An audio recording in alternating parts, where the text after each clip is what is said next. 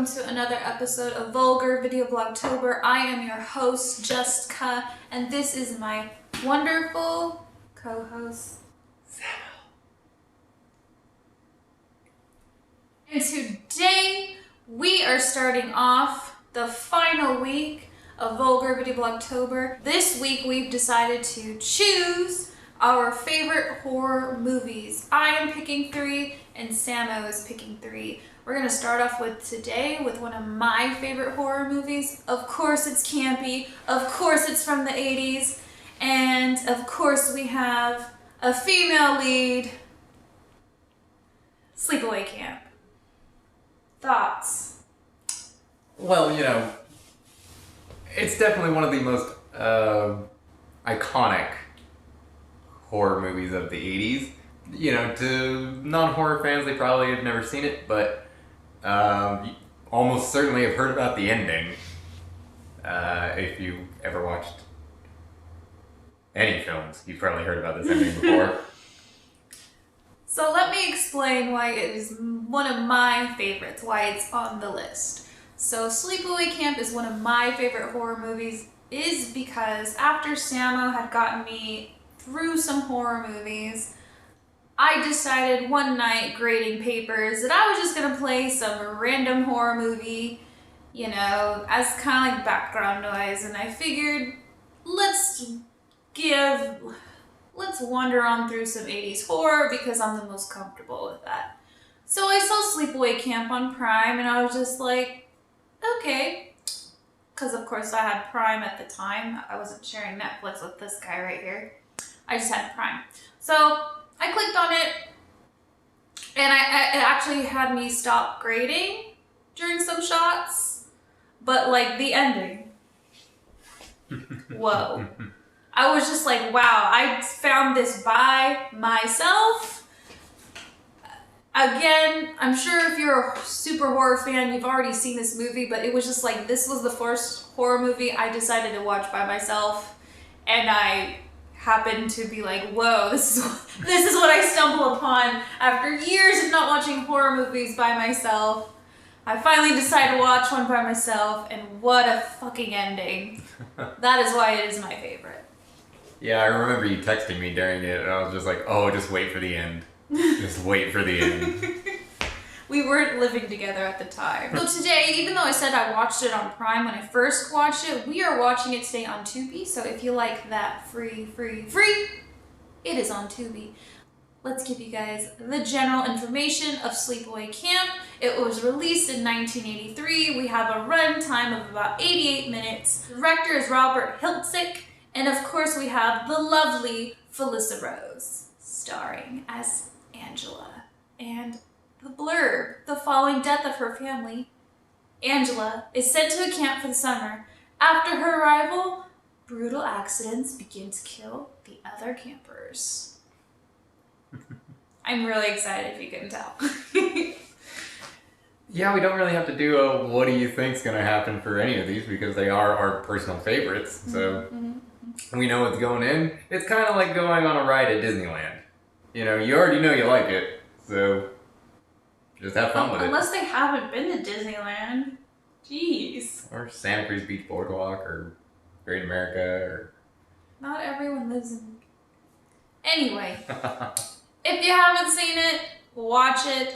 We're gonna just watch it right now. We're gonna dive in. We will see y'all in about 88 minutes. And we are back from watching one of my faves, Sleepaway Camp.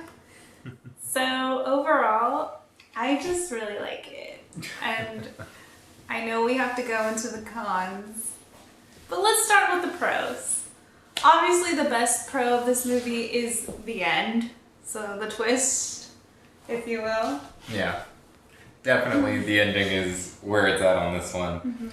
I 100% know why it's your favorite. It's because this is supremely cheesy. It's so cheesy, I love it.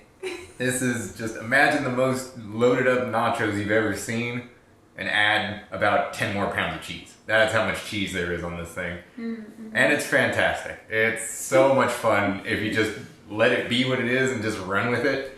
It is so much fun. The acting is just insane throughout most of it. It's just really, really fun. In a weird way, I would actually say it is superior to Friday the 13th in certain ways. And that's fine. I mean, like, I haven't said which Friday the 13th, but it'll be definitely, as far as like one of the movies that I pick, of course I'm picking one of Friday the 13th. If you've been watching this series, you'll notice that I've referenced Jason. I have a sweatshirt of Jason, and I just like Jason. So. One of the things that I had forgotten was so good in this is the practical effects. All the makeup effects and everything. Those are all very well done for such a small budget movie, you know. Yeah, I like aesthetically pleasing movies. Hereditary was very aesthetically pleasing, but, you know... But not fun. But not fun. This was fun. The effects were neat. The deaths, as far as like when they visually showed us what happened to the body, good effects. Yeah. For sure. One of the best things about this movie too, or maybe it's just my personal opinion on it, the aunt. I just think she should have her own movie because that's how weirdo creepy she is. She's just funny to watch. Yeah. Because it's like, is she pretending to be a bad actress? Because that would make her a great actress if you really think about it. You know what I mean? Yeah. Like, do you get what I'm saying? Yeah. It's... You have to watch it in order to understand where I'm going with that. It's quite a decision. Alright, it is quite a choice of style. To the point where you're almost wondering if you're not in on the joke or something. Like, almost like she's, I would say like a meta character. Like, she's very close to like breaking the fourth wall. Actually, you know what? That is actually a very good point. I didn't even think of it that way. It's amazing. It's amazing it's to like watch. meta before meta. It's not gonna get you any Oscar nominations, but no, absolutely not. But if you just go with it, like, and if you watch it, you know what I'm talking about. Like, it's just so comical, and I love it. The only real cons that I would say for this is, not every male character has to be an asshole. We only have like 2 in this, movie that aren't assholes. Before we get into the cons, please understand, even though we're watching our faves for this week, we will, of course, check our bias and point out things that are obviously wrong with it or critiquing on it, however you want to go about it. We're not going to give it a 5 out of 5. I'm telling you right now, even though this is one of my favorite movies, it's not a 5 out of 5. It's just not. I still love it. I will still always go back to it, but it's not a 5 out of 5. So let's go ahead and dive into why it's not a 5 out of 5. Again, so the majority of the male cast members are all written pretty much as very sleazy. Almost all of them outside of 2 characters. The rest of them are just really sleazy slimeball creepy creepersons. Alright? Female cast. Again, you only have one character who's kind of a nice person to our Angela, and the rest of them are just cunts. Like, they're all just cunts. And I don't know if it's just like an 80s thing to like have really exaggerated, stereotypical, like, sleazy guys and bitchy girls. I mean, yes. Sort of. But that's what kind of hurts the movie, and I don't know if it's because we're millennial, however you want to go about it. However, I do like watching a movie with realistic relationships and or interactions between people. Like, don't get me wrong, we can have enemies. We can have people who aren't going to be friends. I don't have a problem with that. We need in order for a movie to be good, there needs to be conflict anyway. I would just wish it was more believable, and I know it's a horror movie trope to have like adults be incompetent, but sometimes it's just like too ridiculous in that aspect, which we have a bunch of adults who are supposed to be running this camp, and it's sleazy. Yeah, they're all slime balls. And when it comes to the female, the actresses in this, one, I just immediately, they hate her just right out of the gate, and yeah, like that's not very realistic. Real, you know, like even I feel like in some other 80s movies, like for example, Pretty in Pink. There's a reason they don't like Molly Ringwald's character. It's not a good reason, but the reasoning is she's from the poor side of the street. She's from the poor side of the city. She's from the poor neighborhoods. And she's going to school with these kids who are upper class, who have a lot of money, who have status. So I guess that is their conflict. There is no reason for these girls to like just hate on Angela. Like she literally has like, there's no status, there's nothing to give for them to hate on her. It's just like super hate, like you were saying, right off the bat. It doesn't make any sense. Yeah. Other than that, well, I'm not going to count this as a con necessarily, but normally 80s slashers, you're guaranteed some titties. This is kind of a kid's, I mean, it's not a kid's movie. It's not. Absolutely not. Oh, but all the man ass, that was okay? We didn't, oh, wait. Never mind. There's a whole skinny dipping scene. Which we never really get, to be fair. I know. I'll just give me one female butt and I'll be happy. Yeah.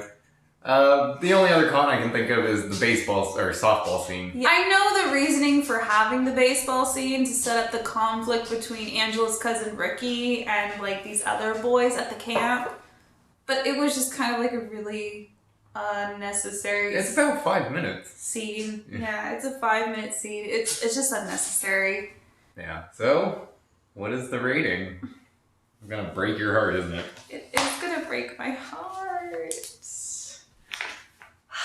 It's hard because, like, I really have to check my bias. It's not scary. It's not.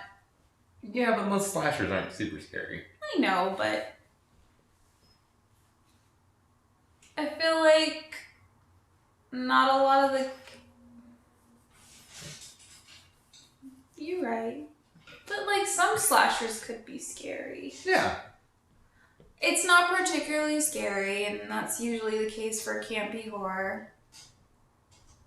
It's kind of hard to rate this, honestly, because we're all of our, well, maybe not all of ours. I feel like mine are pretty predictable when it comes to which ones are my favorites. But I feel like for this week, because we are picking our favorites, it's kind of hard to like set the rating on the parameters. So like, yeah, because they're all going to be, well, I mean, yeah, they're all going to be fairly different.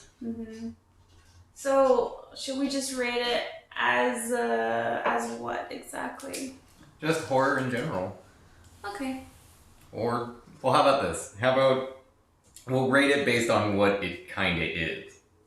So for Sleepaway Camp, compare it, do the rating against like 80s slashers. Okay.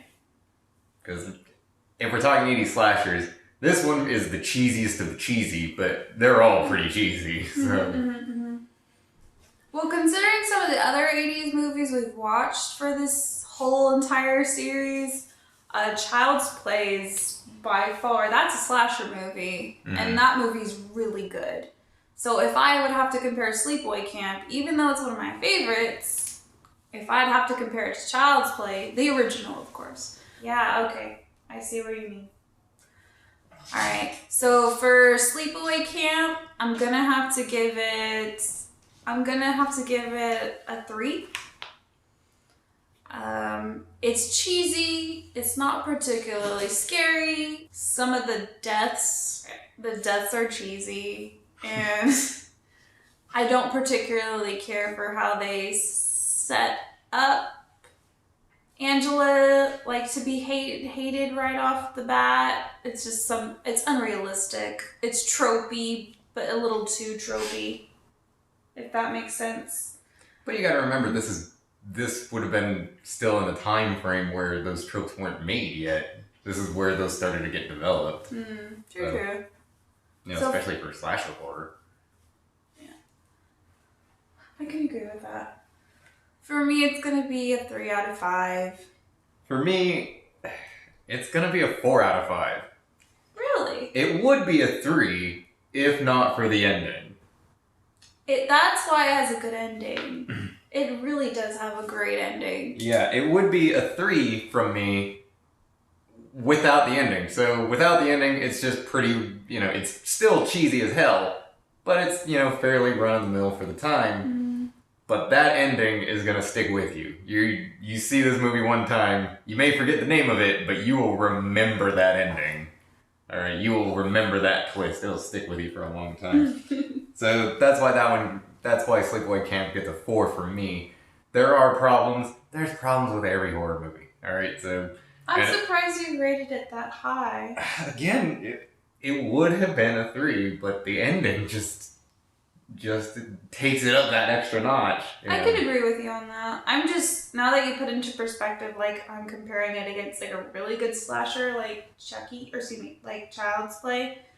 I would rate Child's Play as a 5 out of 5. Mm-hmm. And then comparing, that's how I'm rating it anyway, and so that's just me. So. Alright. Well. Plus, one last positive thing I'll say about Sleepaway Camp. It's just so easy to watch. You could watch this every day for a month, probably, and not get tired of it, and maybe notice a few things that you didn't notice before. It's just that much fun. It'll change your mood, you know? You'll be having a crap day and you watch Sleepaway Camp. It's not a crap day anymore. It may not be a good day, but it's not a crap day anymore. It's a fun movie. It's one of my faves. It's insanely fun. Alright, so tomorrow we're going to watch one of Samo's favorite horror movies. And we will see you guys in the next one.